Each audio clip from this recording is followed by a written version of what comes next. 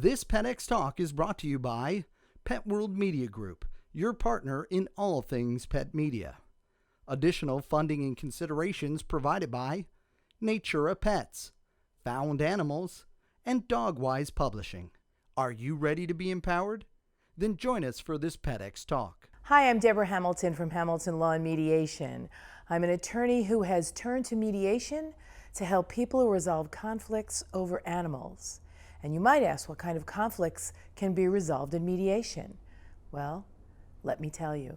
Divorce, landlord-tenant, neighbors with barking dogs, veterinarian issues, breeder, owner, handler, any issue that arises with an animal can be assisted and can be resolved by using mediation.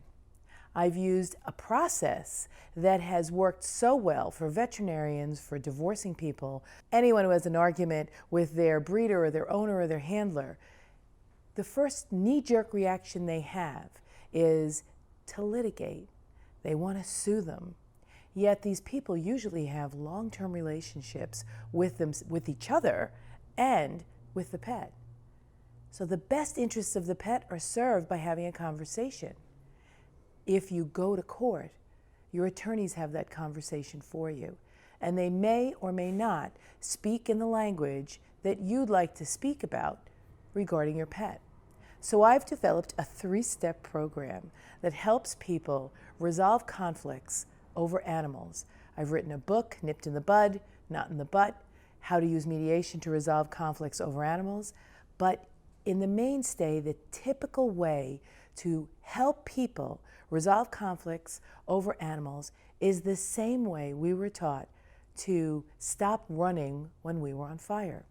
Now take yourself back to when you were in grammar school and the fireman came to your grammar school and spoke about how to take care of yourself if your clothes caught on fire.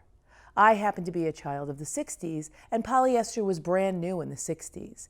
So if we walked by an open flame, our clothes would go up in flames in about a minute. So the fireman would say to us, stop, drop, and roll. And I thought I could incorporate that easily into anyone who owns an animal and has a conflict with a neighbor, with a veterinarian, with a spouse, with a breeder, a groomer, a kennel person. This would be an easy way to think about how to handle those conflicts that might arise. I realize that when people are in conflict over animals, it's as if they're on fire because they love this animal so much. They want to make sure that this animal is cared for and they have them in their life. So when they're having an argument, they become very positional and they stand their ground, and nothing but this way or the highway is going to happen with this animal. So I developed a stop, drop, and roll program. It's an easy concept to remember, especially when you are in the throes of anger, because it's as if you're on fire. When you're talking about your animals or thinking about your animals, you really want to make sure everything is the best for them. Now let me take you back. If you litigate, animals are property. They're not necessarily cared for in the way that you want them to be cared for. And if you use mediation, you can always litigate if it doesn't work out.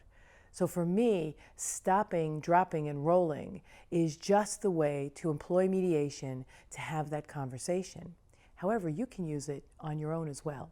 So let me explain to you the 3 steps. They're really easy. Stop talking and listen. Drop the need to be right, and let what someone says roll off your back.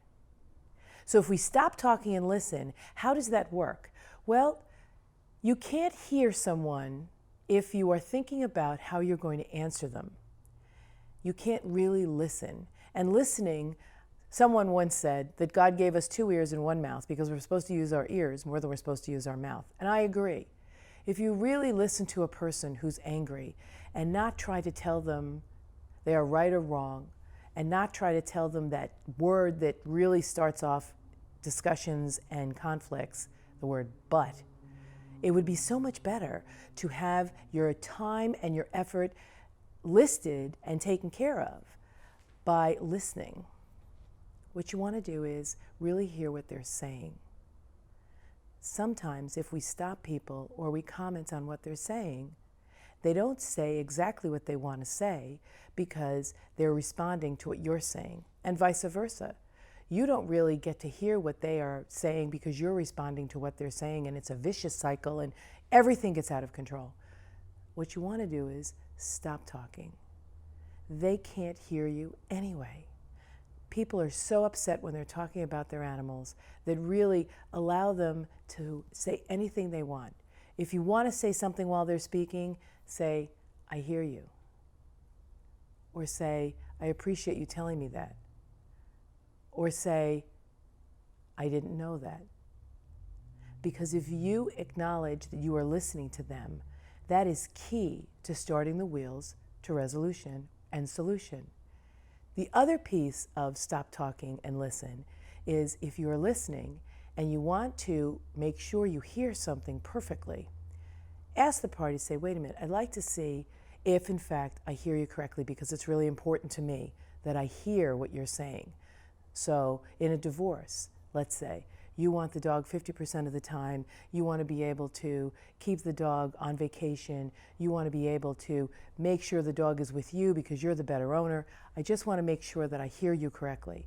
Don't comment on, well, you aren't the better owner. Just make sure you reflect back exactly the words they say, because in doing that, they can sometimes hear what they've said and say, well, no, I don't necessarily mean that. Or they can confirm it and say, yes, that's what I meant, just so that they really know you're listening to them. The second piece is dropping the need to be right. And this, by far, is the most difficult piece to do. I talk to a lot of veterinarians, and they're always right because they're the medical expert.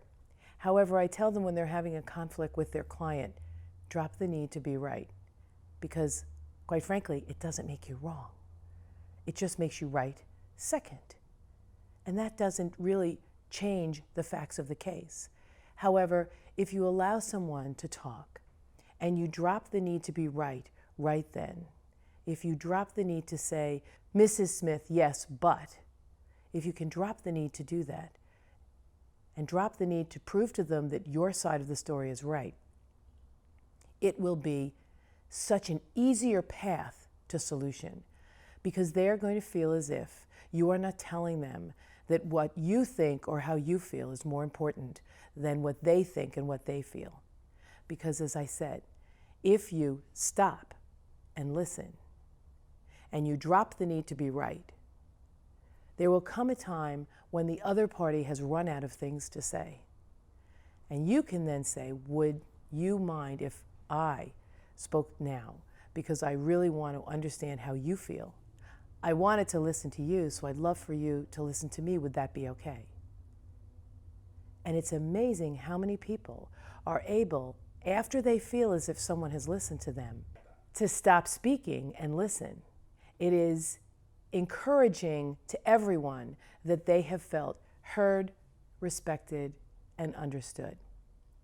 The final piece of stop, drop, and roll is to let what someone says roll off your back. And you say to me, "But Deborah, how can I let that horrible thing that they said about me, the way I care for my dogs or the way I cared for their dogs or whatever medical advice I gave them, how can I let that roll off your back?" Well, anyone who's owned an animal knows that emotion absolutely runs how you speak and how you feel. You want to make sure you take care of this animal in the best way you can, whether it's with the veterinarian, whether you are the veterinarian, whether you're one pair of a spouse who's had this animal since the beginning. You know you want to take care of this animal the best way you can. However, a lot of people get very emotional and say things that they may or may not mean in the heat of an argument. If you let that roll off your back, you create two possibilities. One is you don't go down into the rabbit hole with the person who is speaking. You don't go into that conflict arena and really pour fuel on the fire. Rather, you enable them to feel, again, heard and understood, but without you adding fuel to the fire. I have found when my clients enable people to let conversations roll off their back, the people come back and apologize. They apologize because they had this out-of-body experience where they started down the pike of disagreement and in conflict and just really went to town and told the person exactly what they felt. And maybe they didn't feel quite that severely horrible about the person, and they'd like to apologize. If you haven't added fuel to the fire by letting what they say roll off your back, they will be able to come back and apologize to you. I speak to divorcing people, I speak to veterinarians, I speak to groomers and kennel owners, and everyone has the most difficult time letting things roll off their back. And I sit there and I go, but if you do, it will give your client the opportunity to come back and apologize.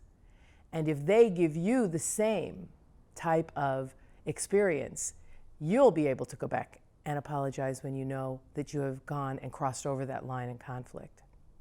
So in closing, let me wrap up what I talked about today. Stop, drop, and roll. It's really easy. I have clients who come back to me and said, you know, Debra, when I was being yelled at by my spouse, by my veterinarian, by my groomer, or I was being yelled at by my client, I remembered your words. They were so easy. Stop, drop, and roll. Stop talking and listen. Really listen. And if you need to stop them for a minute to make sure you heard what they said without comment, perfect. Drop the need to be right, because you are. I am going to tell you right now, take it with you to the bank, you're right. But you don't need to be right first. You can be right second, you're still right. And finally, let it roll off your back. Because if you let what's said roll off your back, it will give the other person the opportunity to regain some composure and be able to come back and apologize to you. I'm Debra Hamilton of Hamilton Law Mediation. I've written a great book, Nipped in the Bud, Not in the Butt, How to Use Mediation to Resolve Conflicts Over Animals. If you can't stop, drop, and roll on your own, I can help you stop, drop, and roll, because it's important for all of us to live conflict-free with our pets.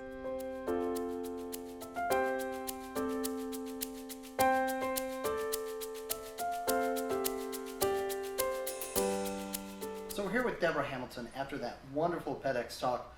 Debra, I think the question most of us have is how to be able to engage in dialogue with someone you're having such conflict with. It is one of the biggest questions I get asked. Thanks for doing that, Robert, because it is difficult when you're in conflict with someone to stop, drop, and roll, because you don't want to stop talking, because you want to tell them what you think. And it's very difficult to listen because you don't want to hear what they have to say.